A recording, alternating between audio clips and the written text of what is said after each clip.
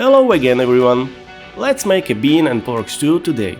This recipe is perfect for a cold winter day and it's very simple to cook. All the ingredients are easy to get and the whole thing cooks in about 90 minutes. Now let's go and make it. I like to start by preparing all the ingredients. A large yellow onion comes first and we need it finely chopped. Go on with some celery, 2 or 3 stalks will do, and again, just chop them into small pieces. 1 large carrot comes next and surprisingly, we have to chop it up as well. 5 cloves of garlic now. Crush them with a knife and slice finely. We also need some aromatics. I have some fresh rosemary at home, so let me use that today. Now to the meat. I'm using pork shoulder, which I think works the best for this recipe.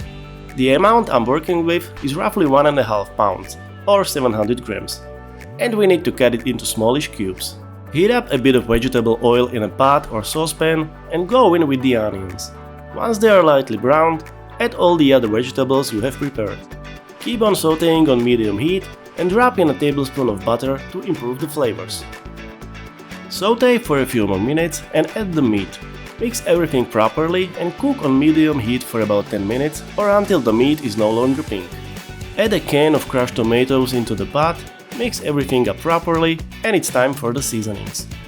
We need 1 teaspoon of salt and crushed black pepper, 2 teaspoons of red paprika, rosemary, 3 bay leaves and 3 allspice cloves.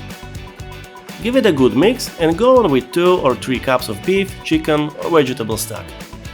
You could also use just plain water and a bouillon cube, but in all honesty, proper stock is always better. And it's time for the beans. I'm using dry kidney beans, so I had to let them soak in water overnight. To save yourself some time, you can use canned beans instead.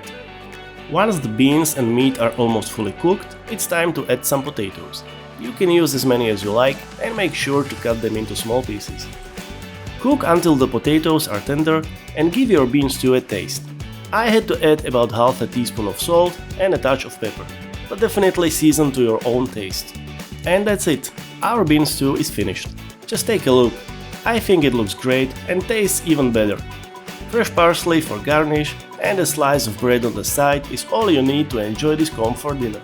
Thanks for watching and don't forget to subscribe to my channel. See you next week!